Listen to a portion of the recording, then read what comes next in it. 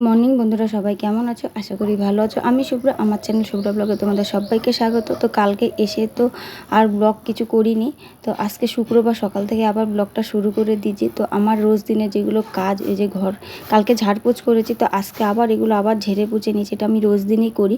তো করে এই যে অনেক কাপড় ছিল ধুয়ে দিয়েছি, দিয়ে এখন যেহেতু বেরোবে তো ওকে একটু বেলের শরবত করে দিলাম, দিয়ে ও খেয়ে চলে গেছে। এখন আমি সমস্ত কাজ সেরে স্নান করে একবারে পুজোটা দিয়ে নিয়েছি। পুজো দিয়ে সকালের খাওয়া দাওয়াও করেছি, করে এখন এই যে দুপুরে রান্না করে নিলাম। দুপুরে আজকে রান্না করেছিলাম ডাল, আলু ভাজার, পটল পোস্ত। খাওয়া দাওয়ার পরে রেস্ট করছিলাম, তখন এই যে দেখো লাল মানুষ এসে, আজ যেহেতু নীল ষষ্ঠী তাই ওরা বেরিয়েছে। তো ওদেরকে দেখার জন্য যাচ্ছি, চলো ওদেরকে একটু দেখে নিই।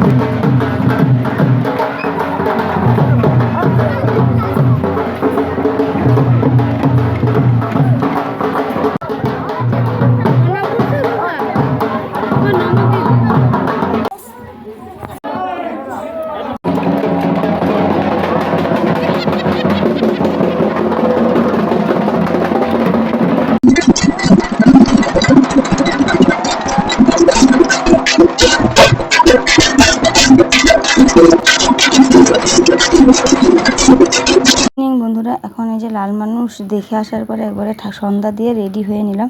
রেডি হয়ে যাচ্ছি 23 কালী ঠাকুর দেখতে। তো এখানে আমাদের এখানে 23 কালী পুজো হয়েছিল, তো 8 তারিখ থেকে শুরু হয়েছিল। আজকে তার লাস্ট দিন, যে আমি দেখতে পারিনি, যেহেতু বাপের বাড়ি গেছিলাম তাই আমি দেখতে পাইনি। তো আজকে যাচ্ছি, আর আজকে এটা ভাসান হয়ে যাবে।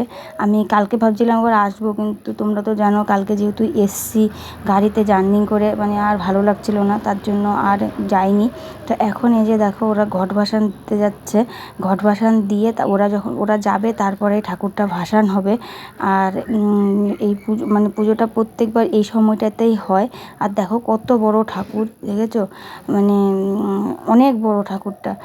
এই যে দেখো, আর প্যান্ডেলটা পুরোটা খুলে দিয়েছে, যেহেতু এখানেই ভাসান হবে। দমকল নিয়ে আসা হয়েছে, নিয়ে এসে এখানেই ভাসান হবে। আর এই যে মেলাও হয়েছিল, অনেক দোকানপাট চলে গেছে, আর এখনও অনেক দোকানপাট আছে। তো আজকে যেহেতু লাস্ট দিন, তো ওই জন্য তাও কিছু কিছু দোকান রয়ে গেছে।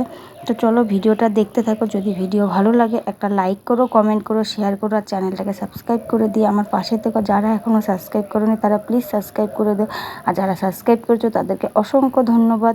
তো ভিডিও কেমন হচ্ছে কমেন্ট করে প্লিজ তোমরা সবাই বলো। তো এখানে দেখো এই যে লাল মানুষ এখানেও এসছে, যেহেতু এখানে কালী পুজো হয়েছে তাই ওরা এখানে এসছে, এসে এই যে এখানে নাচ করছে। তো আমাদের এখানে নীল পুজোর দিন এরকম লাল মানুষ বের হয় সেজেগুজে। তো আমি যখন প্রথম দেখেছিলাম আসামে এসে, তখন আমি অনেকটা অবাক হয়ে গেছিলাম, আর ভয়ও পেয়েছিলাম যে এরকম তো কখনো দেখিনি। তো চলো, যেখানে যেরকম সেখানে তো সেরকমই হবে না, এখানে এইভাবে বের হয়। এখানে সবাই এভাবে কালী সেজে আর সব গায়ে লাল মানে রং লাগিয়ে বের হয়। তো এই যে বাড়ি চলে এসেছি, বাড়ি আসার পরে এখন তোমাদেরকে গিফটগুলো দেখাই, যে মা, ভাই, কাকি সব আমাদেরকে কী কী গিফট দিল। দেখো এখানে নাইটি, কাকি একটা দিয়েছে, ভাই একটা দিয়েছে, মা দুটো নাইটি দিয়েছিল। একটা আমি মার কাছে রেখে এসেছি, কারণ আমি গেলে পরে ওখানে নাইটি লাগে, আমি এখান থেকে নিয়ে যাই না তাই।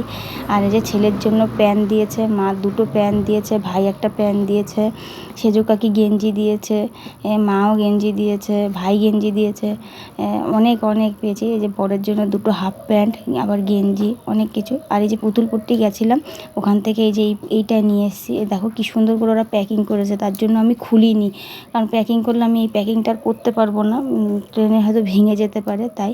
এই যে দুর্গা ঠাকুরটা কেমন হচ্ছে বলো, আর ভিডিও এখানেই রাখছি। সবাই ভালো থেকো, গুড নাইট।